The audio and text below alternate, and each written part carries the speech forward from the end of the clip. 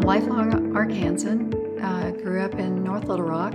I have had a sister and a brother. We lived just about 3 blocks away from my grandparents, so they had a big influence on my life. There was never any of this, oh, you're a girl and you can only do this. It was aim for it, go for it, whatever you want to do. I think over my years, it was sort of wanting that for other kids, that every child needed a family that was that loving and caring around them. I worked in a residential treatment facility when I was in college and in graduate school. But that's when I became really interested in the juvenile justice system. Our system was really harming more children that were put into its care than they were doing good. The child never had true representation. The system was very poorly developed. People would lose custody of their children and really never know why. And then we would put them into foster care and the kids would get lost because nobody knew where they were. One of the things I did in the very beginning of my career with Arkansas Advocates was establish a court watch system. We would come into these hearings and then we had a whole system for them to document. After years of work, they actually overturned the system and we developed a whole new juvenile justice system in the state, which then allowed us to have real judges, real representation for kids, and became more systematic place to place, that you knew what was going to happen if you got picked up and you were charged with something,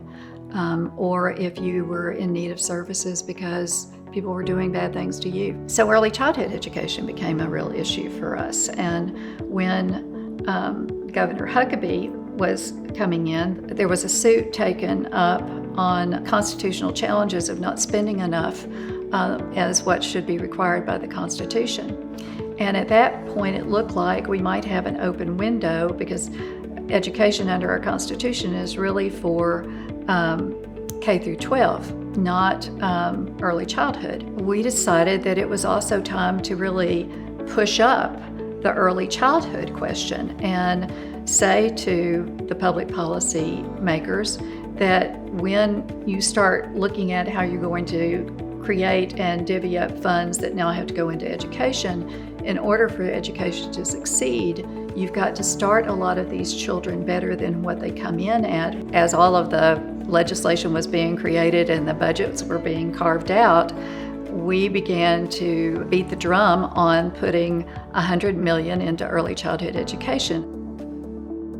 It followed through a trajectory through the legislature that put significant new monies that had never been seen in early childhood education before into the state coffers and created a whole new system of early childhood education. There has been a good nucleus of strong women who became very concerned about how difficult it had been for them to make inroads, and that they wanted to kind of unite together to figure out ways in which they could use their united voices. I'm proud to be part of this group, but I hope what we're all leaving is a path for more women to be showcased on what they've been able to accomplish, not alone, but with others, because I don't think any of us do this singularly.